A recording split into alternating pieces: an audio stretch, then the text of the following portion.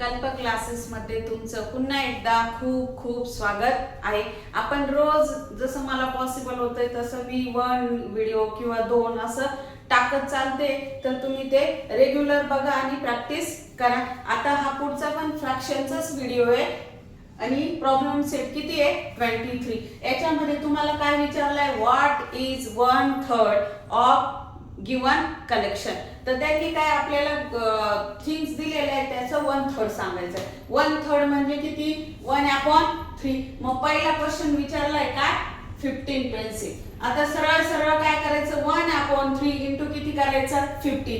नंतर बघा 1 इंटू 15 15च होतं। तुम्हाला शिकवलंय मी की कोणत्याही संख्येबरोबर 1 नी मल्टिपल केलं तर तीच संख्या येते, म्हणून मी ते इथं घेतलं नाही। डायरेक्ट 3 1 चा 3 3 5 चा 15। मग किती आन्सर आला तुमचा 5 पेन्सिल। एवढं सोपं आहे ते। आणि सरळ सरळ हा तुमचा 3 चा टेबल म्हणायचा। दुसरा क्वेश्चन आहे 21 बलून्स। 1/3 इंटू ऑफ काढायचा आणि किती लिहायचा 21। नंतर 3 1 चा 3 आणि 3 7 चा 21। मग किती आन्सर आलं तुमचं 7 बलून्स। इथे डिवाइड करायचं आहे आपल्याला।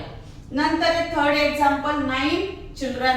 1/3 इंटू किती करायचं 9। मग तुम्हाला माहिती आहे 3 1 चा 3 आणि 3 3 चा 9। मग आन्सर किती आलं 3 चिल्ड्रन। आणि लास्ट वन आहे तुमचं 18 बुक्स।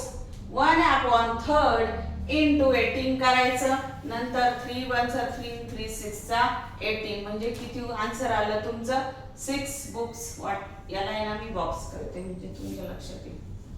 आन्सर एवढंच आहे। थोडं मी तुम्हाला मल्टिप्लिकेशन डिव्हिजन कसं करायचं हे पण लक्षात राहू दे। हे आपला पहिल्या क्वेश्चनचे 4 एक्झाम्पल। क्वेश्चन 2 आहे what is 1/5 of each of the following. आता आधी आपण 1/3 शिकलो की नाही, तसं सेम टू सेम काय करायचं आहे तुम्हाला 1/5 करायचं। म्हणजे इथं 5 चा टेबल बोलायचा।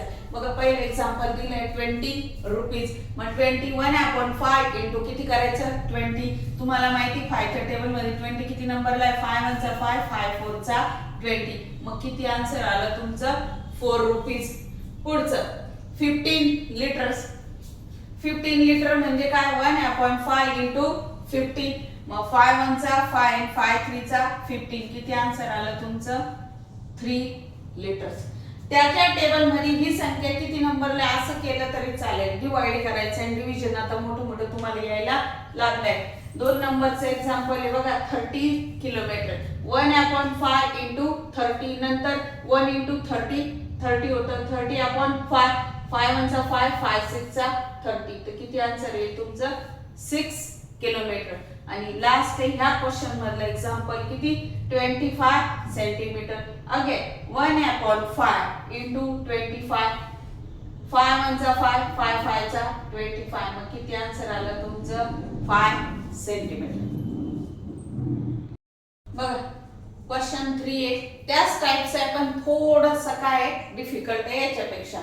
Find the part of each of the following numbers equal to the given fraction. मग पहिलं दिलंय 2/3 ऑफ 30। तर आता तुम्हाला ऑफ काढायचं आणि काय टाकायचं आहे मल्टिप्लाय।